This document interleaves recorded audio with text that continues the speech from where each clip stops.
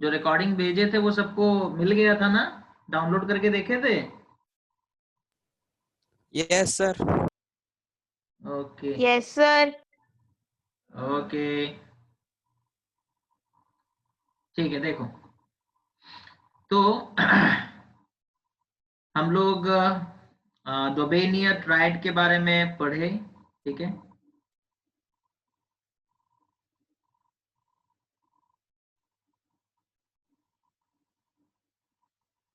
है ना?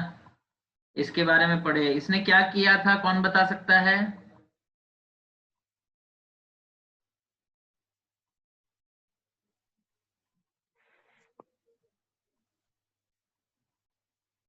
सुजीत बता सकते हो डोबेनियर ट्राइड में क्या किया गया था?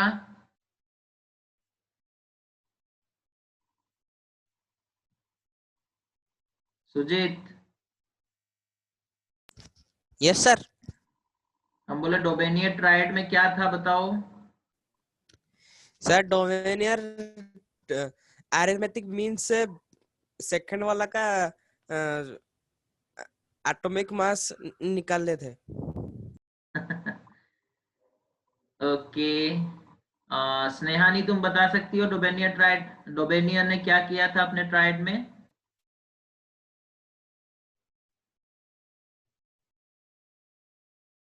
स्नेहानी यस सर। बता सकती हो डोबेनियर ट्राइड क्या है? Sir, he identified groups of 3 elements each, okay, in which in which he has given the atomic mass and elements.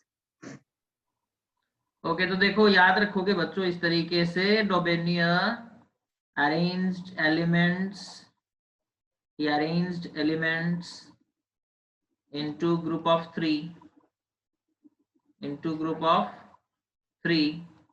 such that the atomic mass of the middle element,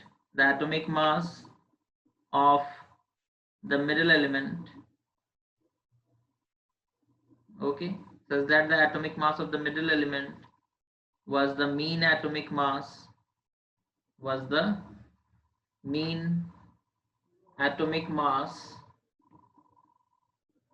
of other two elements, है ना? Example, Ayusha Patnaik example दो एक डोबेनियर tried का।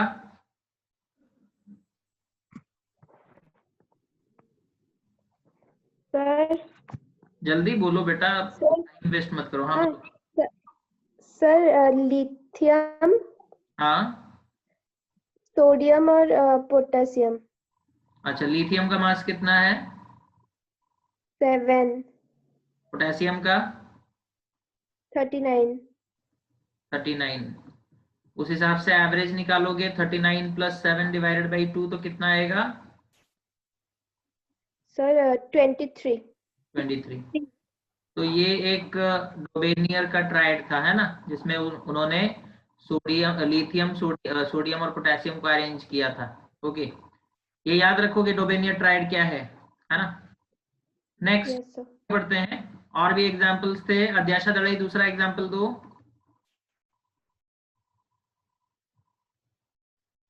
अध्याशा दड़ई,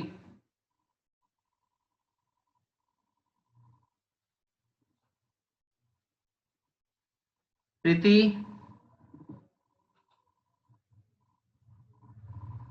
okay, Ayush बोलो। Sir calcium, strontium and barium. Calcium, strontium and barium. Examples याद रखोगे, examples याद नहीं रखोगे, एग्जाम में डायरेक्ट एग्जाम्पल्स पूछे जाएंगे, बैठे रहना। फिर कैल्शियम का एटॉमिक मास 40 और तुम्हारा क्या बोलते हैं, बैरियम का एटॉमिक मास 7। ओके, उनका एवरेज निकालोगे, ठीक है, कितना हो जाएगा? 137 + 40 divided by 2, that is 177 divided by 2। कितना हो जाएगा ये? That is 88 88.5.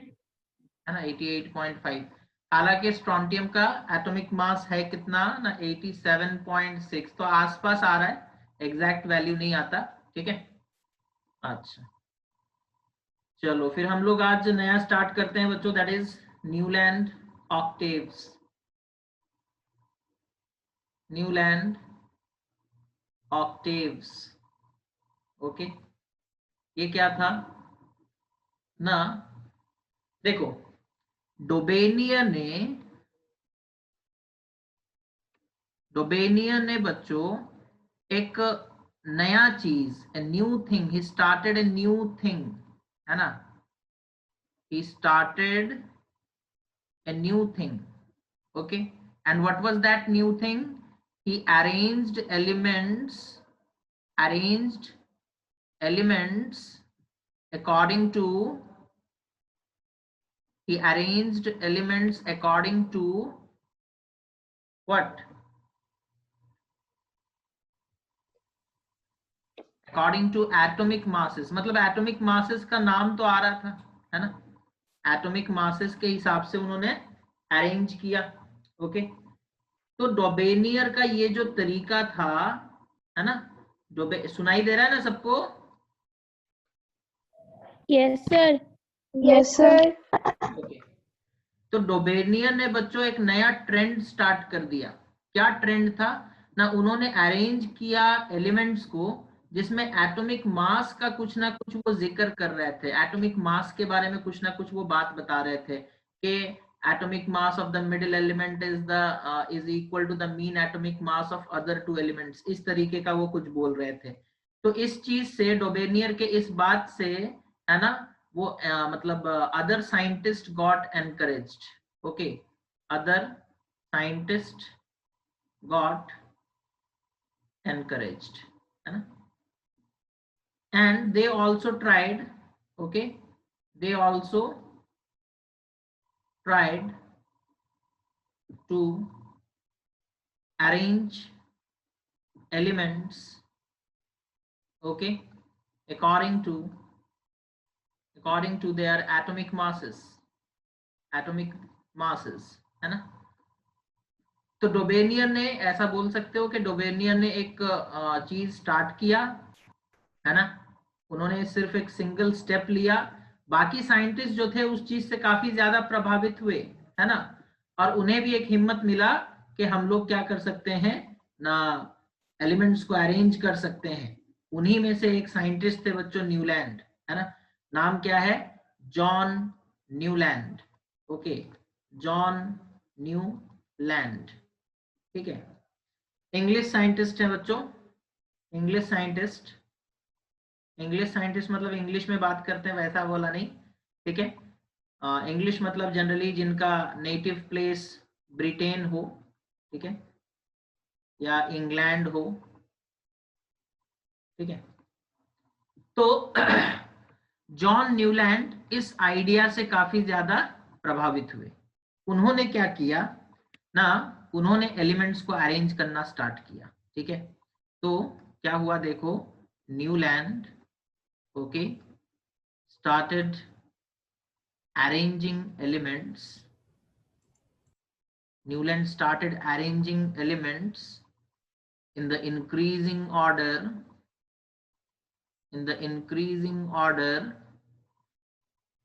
of their atomic masses,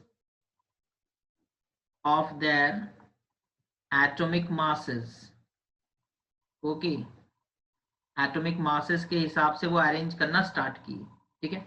जब न्यूलैंड ये काम कर रहे थे ना, ओके, उस वक्त 56 एलिमेंट्स डिस्कवर हो चुके थे, okay, till then 56 elements were discovered, है ना। जब न्यूलैंड ये काम कर रहे थे तब तक 56 एलिमेंट्स डिस्कवर हो चुके थे, ठीक है। अच्छा, Newland arranged elements having the smallest atomic mass, okay, having the smallest atomic mass, that is hydrogen. Okay, Newland arranged elements having the smallest atomic mass in increasing order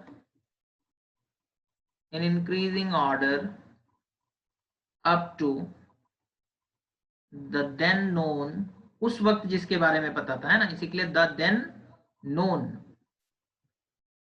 56th element, the then known 56th element thorium, है ना, उस वक्त जो पता था।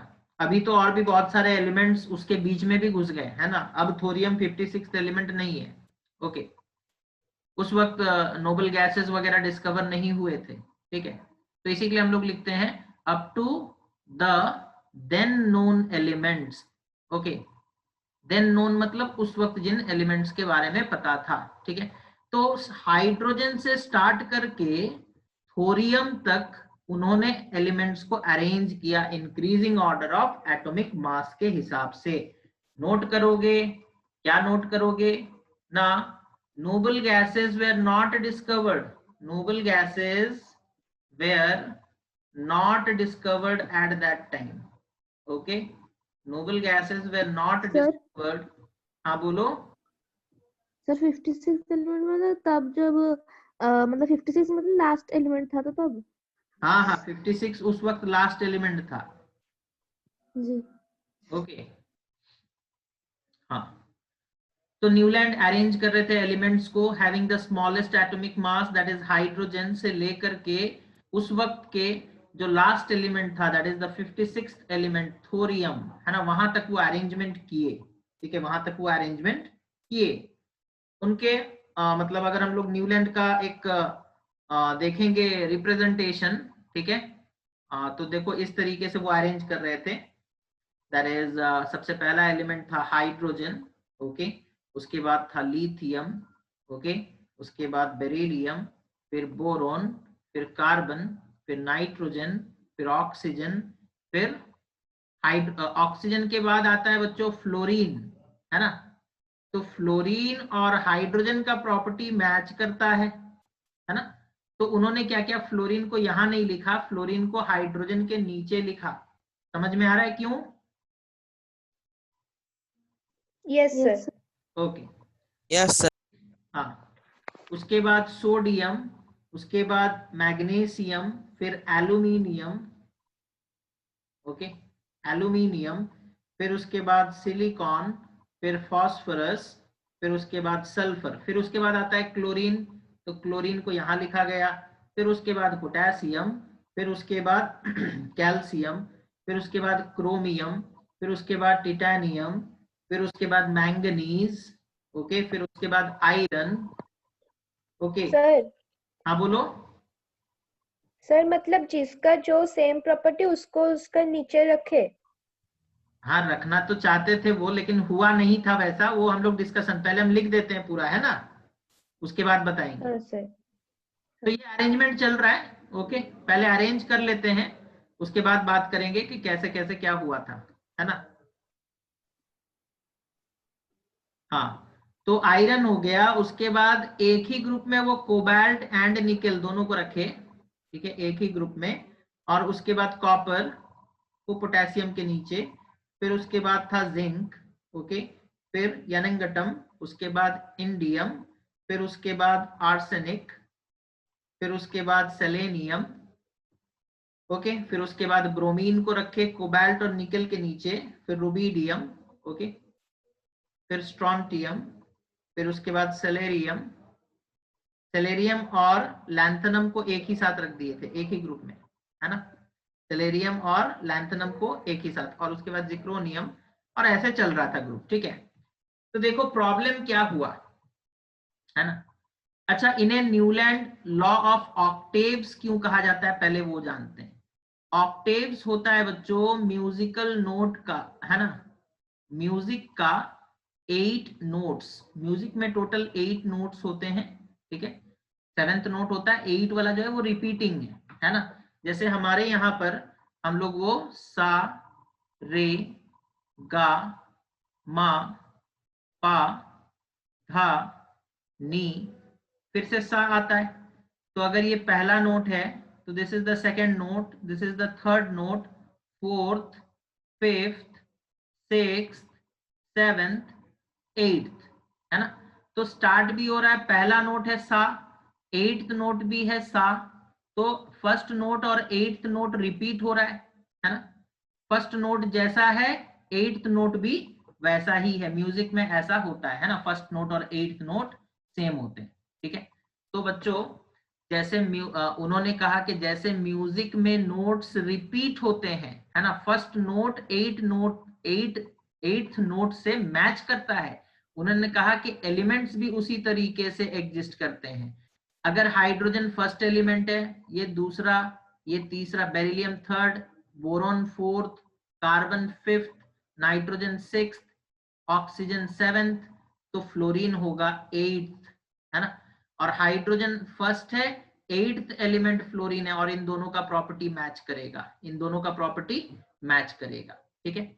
अच्छा, अगर हम लोग लिथियम से काउंटिंग स्टार्ट करेंगे, अगर हम लोग लिथियम को फर्स्ट एलिमेंट मानेंगे तो लिथियम से स्टार्ट करते हैं। Lithium first, beryllium second, boron third, carbon fourth, nitrogen fifth, oxygen sixth, fluorine seventh, sodium eighth, है ना। तो लिथियम से स्टार्ट करने पर सोडियम एट्थ एलिमेंट होता है, और बच्चों लिथियम और सोडियम का प्रॉपर्टी भी एक जैसा है ना। अगर बच्चों हम लोग स्टार्ट करते हैं बेरिलियम से, है ना, बेरिलियम से स्टार्ट करोगे तो बेरिलियम हो गया फर्स्ट एलिमेंट, जहां से स्टार्ट करोगे वो फर्स्ट एलिमेंट, बोरोन हो गया सेकंड, कार्बन हो गया third, nitrogen fourth, oxygen fifth, fluorine हो गया सिक्स्थ, सोडियम हो गया सेवेंथ, मैग्नीशियम हो गया एट्थ। और बच्चों बेरिलियम और मैग्नीशियम के प्रॉपर्टीज भी मैच करते हैं।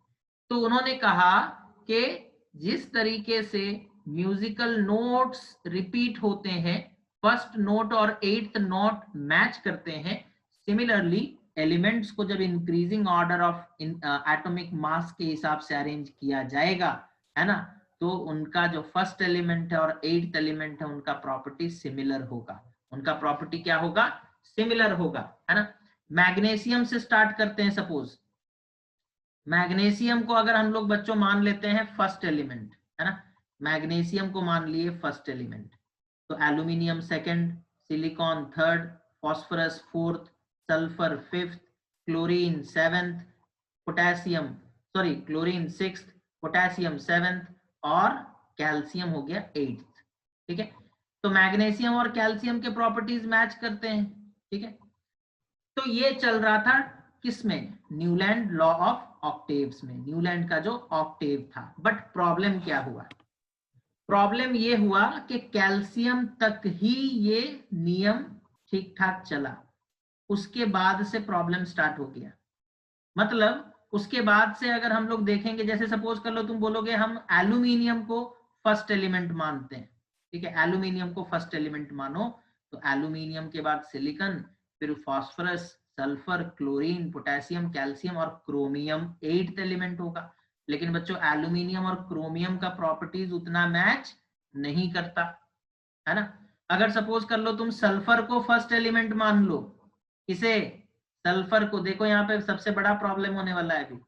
सल्फर को हम लोग अगर फर्स्ट एलिमेंट माने तो सेकंड हो गया क्लोरीन, थर्ड हो गया पोटेशियम, फोर्थ हो गया कैल्शियम, फिफ्थ हो गया क्रोमियम, सिक्स्थ हो गया टिटेनियम, सेवेंथ हो गया मैंगनीज, एट्थ हो गया आयरन। सल्फर और आयरन का कोई तालमेल ही नहीं है, ये नॉन मेटल है ना, आयरन मेटल है, क्या इनके प्रॉपर्टीज मैच कर सकते हैं, नो सर। नहीं कर सकते, है ना। No sir.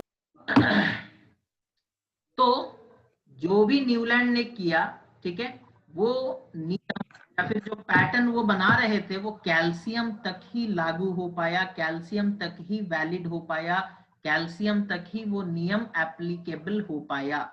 कैल्शियम के आगे बढ़ने पर ये पूरा का पूरा फेलियर हो गया, है ना, पूरा का पूरा फेलियर हो गया। अब यहाँ देखो थोड़ा एक और एग्जांपल जहां पर वो गलती कर रहे थे। एक तो देख लो यहाँ पर ऑक्सीजन, सल्फर और आयरन को एक ही ग्रुप में रखे हैं, है ना, सल्फर और ऑक्सीजन का प्रॉपर्टी तो चलो मिलता जुलता है, कोई प्रॉब्लम नहीं, लेकिन आयरन उस ग्रुप में क्या कर रहा है ना, ये एक मतलब प्रॉब्लम हो गया। दूसरा इधर देखो, कोबाल्ट निकल मेटल है, उनके नीचे ब्रोमीन नॉन मेटल, उनके ऊपर क्लोरीन नॉन मेटल, है ना। तो इस तरीके से तो नहीं हो सकता, ये मेटल और नॉन मेटल एक ही ग्रुप में कैसे आ सकते हैं, इनके प्रॉपर्टीज तो एंटायरली डिफरेंट होते हैं, है ना। सर अब बोलो। सर वो कोबाल्ट और निकेल को एक साथ क्यों रखे? हम्म। वो कोबाल्ट और निकेल को एक साथ क्यों रखे? बाकी सब सिंगल सिंगल है, तो वो कोबाल्ट और निकेल को एक साथ क्यों रखे? कोबाल्ट और निकेल को इसलिए एक साथ रखे बिकॉज कोबाल्ट और निकेल के प्रॉपर्टीज मैच करते हैं, है ना। कोबाल्ट और निकेल के प्रॉपर्टीज मैच करते हैं एक दूसरे से। ओके, कोबाल्ट भी एक मैग्नेटिक मटेरियल है, ठीक है, कोबाल्ट भी मैग्नेटिक मटेरियल है और निकेल भी मैग्नेटिक मटेरियल है। तो जिनका प्रॉपर्टी सेम है उन्हें सेम ग्रुप में रखना चाहिए, लेकिन एटॉमिक मास के हिसाब से अरेंज करोगे तो कोबाल्ट एक ग्रुप में आ जाएगा, निकेल दूसरे में। तो वो अपने नियम को तोड़ दिए और कोबाल्ट और निकेल को एक ही ग्रुप में रख दिए। समझ में आ रहा है? Yes sir. Okay, Yes, sir. लेकिन कोबाल्ट और निकेल का प्रॉपर्टी आयरन के साथ मैच करता है, आयरन भी मैग्नेटिक मटेरियल है, पता है ना, Yes, sir. है कि नहीं। तो ये प्रॉब्लम हुआ, आयरन कोबाल्ट निकेल ये तीनों का प्रॉपर्टी एक जैसा है। ओके, तो क्या तीनों को सेम ग्रुप में मतलब एक ही साथ रख देंगे, एक ही मतलब एक ही कॉलम में तीनों को रख देंगे? तो ऐसा भी नहीं होना चाहिए, है ना। फिलहाल न्यूलैंड का क्या अरेंजमेंट था और क्या प्रॉब्लम था वो समझ में आया? Yes, yes sir. sir. Yes sir. Okay ठीक है, तो देखो न्यूलैंड लॉ क्या है।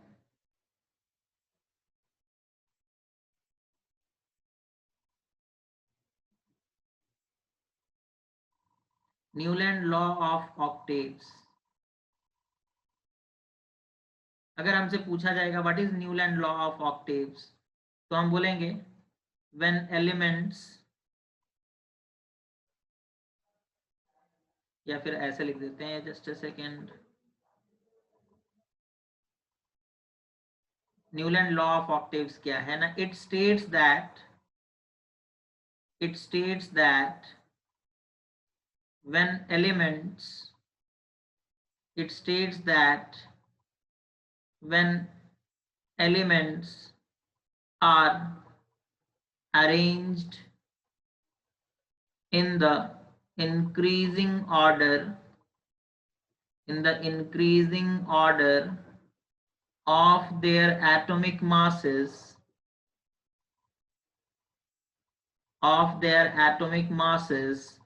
then the eighth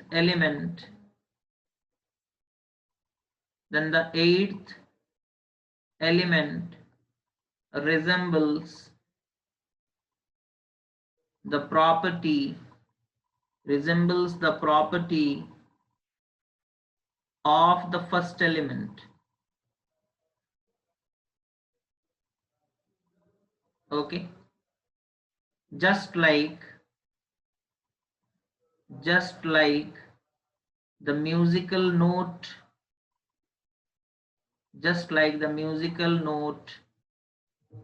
okay,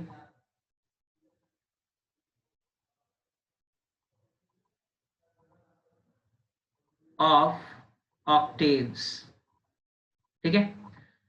तो न्यूलैंड का ये कहना था कि अगर हम लोग एलिमेंट्स को अरेंज करेंगे increasing order of their atomic mass के हिसाब से, तो फिर जो एट्थ एलिमेंट है उसका प्रॉपर्टी किसके साथ मैच करेगा ना, फर्स्ट एलिमेंट के साथ, ठीक है, just like the musical note of octaves, है ना।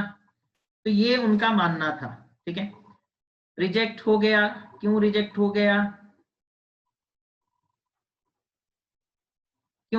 गया, बिकॉज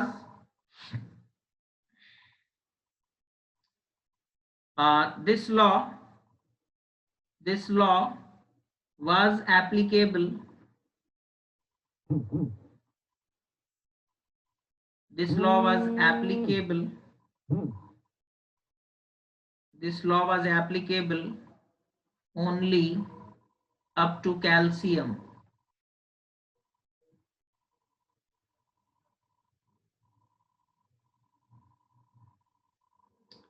ओके तो ये लॉ जो है सिर्फ कैल्शियम तक ठीक ठाक चला है ना.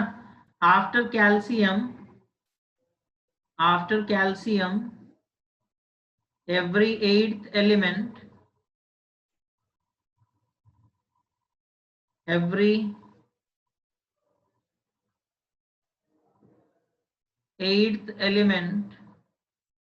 okay did not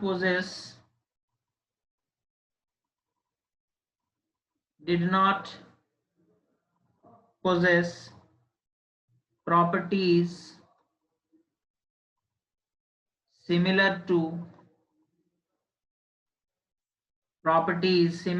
that of the first element. Okay तो ये लॉ जो है बच्चों कैल्शियम तक वैलिड था. कैल्शियम के बाद अगर तुम किसी को फर्स्ट एलिमेंट चूज करो तो एट्थ एलिमेंट का प्रॉपर्टी उसके साथ मैच नहीं कर रहा था, है ना. तो ये लॉ जो है वो मतलब सिर्फ कैल्शियम तक ही वैलिड था. और क्या है न्यूलैंड के लॉ ऑफ ऑक्टेव्स में या फिर न्यूलैंड का जो टेबल वो बनाए थे उसमें और क्या प्रॉब्लम था ना. Newland assumed that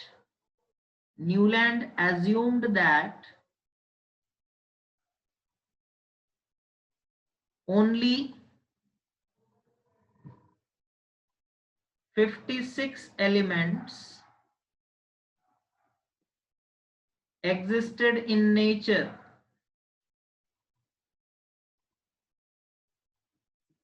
Okay. तो उनका ये मानना था कि सिर्फ 56 एलिमेंट्स नेचर में एग्जिस्ट करते हैं, मतलब जितने डिस्कवर हुए थे उस वक्त उनका मानना था बस यही है और इससे ज्यादा नहीं हो सकता, है ना. ओके बट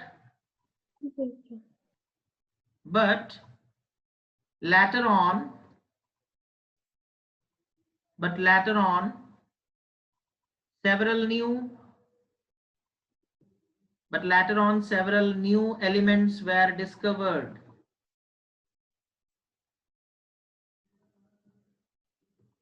ओके बाद में नए नए एलिमेंट्स डिस्कवर हुए, है ना. whose properties did not fit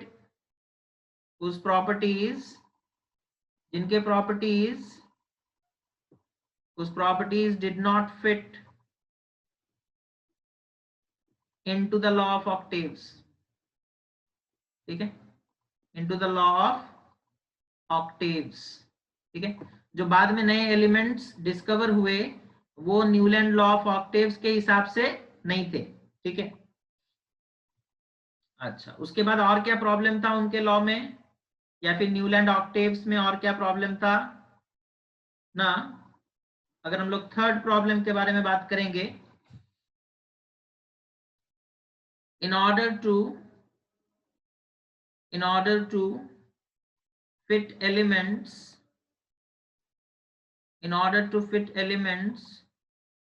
into his table, Newland adjusted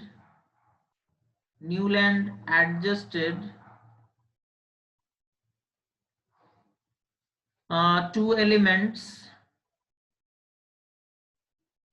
in the same slot. Newland adjusted two elements in the same slot, but also and also put some unlike elements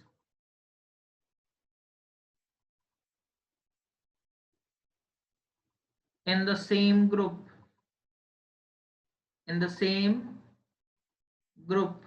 ठीक है तो ये Newland का problem हो गया बच्चों. उसने एक ही स्लॉट में दो एलिमेंट्स रख दिए, 2 elements in the same slot, जैसे कोबाल्ट एंड निकेल, है ना. कोबाल्ट एंड निकेल एक ही स्लॉट में. ओके तो ये उन्होंने एक गलती किया।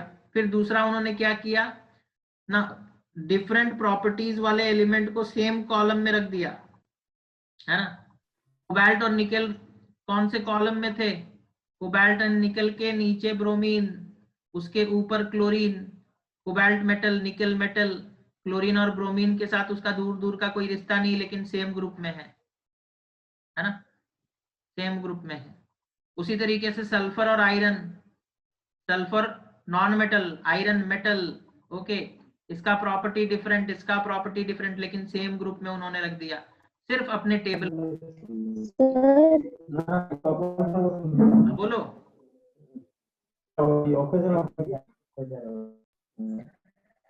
सर वो रिकॉर्डिंग आपके हैं वो अभी बंद हो जाएगा शायद 9:15 को खत्म हो जाएगा ना। हाँ अभी 6:30 मिनट है। Yes sir. हाँ ओके, तो ये हो गया बच्चों मतलब क्या बोलते हैं न्यूलैंड का ऑक्टेव। समझ में आ गया सबको? Sir Yes, sir. हाँ बोलो। सर सर वो अनलाइक मेटल्स ऐसे रखे बिकॉज उनका तो था ना कि एवरी 8 एलिमेंट के बाद वो रखेंगे, इसीलिए तो ऐसे ही रखे ना। हाँ लेकिन वो अच्छा वही तो प्रॉब्लम है ना, कि उनका मानना था कि एटॉमिक मास के हिसाब से जब अरेंज करेंगे तो फर्स्ट एलिमेंट और एट्थ एलिमेंट का प्रॉपर्टी मैच करेगा, तो वो अपने हिसाब से चले। लेकिन प्रॉब्लम हो गया, प्रॉपर्टी मैच नहीं कर रहा था, फिर भी वो रखते गए, तो उनको वहां पे गैप छोड़ना चाहिए था ना, जैसा मेंडलीफ ने किया। Yes sir. समझ में आ रहा है? वो चाहते तो हाँ वो सर। कहते कि अच्छा ठीक है प्रॉपर्टी मैच नहीं कर रहा है, मतलब कोई एक ऐसा एलिमेंट बाद में डिस्कवर होगा जिसका प्रॉपर्टी इसके साथ मैच करेगा, तो वो वहां पर ब्लैंक स्पेस छोड़ सकते थे, छोड़ सकते थे या नहीं? Yes sir. लेकिन वो Yes, ऐसा sir. नहीं किए, और यही काम मेंडलीफ ने किया। मेंडलीफ ने जहां पर प्रॉपर्टी मैच नहीं किया वहां पर ब्लैंक स्पेस छोड़ा, ठीक है, और उन्होंने कहा कि बाद में ऐसा कोई एलिमेंट डिस्कवर होगा जो इस पोजीशन पर फिट होगा, है कि नहीं। हालांकि मेंडलीफ ने भी बहुत जगह की थी, ठीक है। हाँ सर। ओके ठीक है। उसके बाद आता है बच्चों मेंडलीफ का पीरियडिक टेबल, ठीक है। मेंडलीफ का पीरियडिक टेबल बच्चों हम लोग वीडियो क्लास में पढ़ेंगे, मतलब मैं वीडियो बना करके भेज दूंगा, ठीक है। Yes sir. Yes. Yes sir. तो मेंडलीफ का पीरियडिक टेबल वो एक मतलब मेंडलीफ जो है वो ले लेंगे लगभग एक वीडियो, ठीक है। उसके बाद मॉडर्न पीरियडिक टेबल में लगेगा टोटल 3 क्लास, ठीक है। तो लेकिन यस सर। मॉडर्न पीरियडिक, हाँ लेकिन मॉडर्न पीरियडिक टेबल को हम लोग 2 क्लास में खत्म कर देंगे, ठीक है। एक क्लास होगा तुम्हारा जूम में और 2 वीडियो भेजेंगे, ठीक है। Yes sir. Yes sir. Okay, तो फिर आज के लिए बच्चों बस इतना ही रखते हैं, है ना। मेंडलीफ का वीडियो बना करके हम भेज देंगे, अगर हुआ तो हम कल मेंडलीफ को भी भेज देंगे सुबह सुबह, और फिर रात में क्लास भी कर देंगे, ठीक है। तो दिन, यस सर। हाँ दिन में यस सर। दिन में किसी वक्त टाइम निकाल करके थोड़ा वीडियो देख लेना, है ना। Yes sir. Yes sir. Yes चलो सर। फिर आज के लिए बच्चों बस इतना ही रखते हैं। और Smriti Panda is she there? Sir पहले रिकॉर्डिंग को सेव कर लीजिए। No sir. अरे नहीं नहीं, वो सेव हो जाएगा, वो मतलब ऑटोमेटिक सेव हो जाता है। वो बैटरी उस दिन डाउन हो गया था ना, इसी के लिए हम थोड़ा वरिड थे। यस। आज जो वीडियो भेजे थे वो डाउनलोड करके देखे तो? हाँ सर देख लिए। Yes sir. Yes, sir. Okay, हम बोल रहे थे स्मृति रेखा पंडा नहीं आई है। No sir.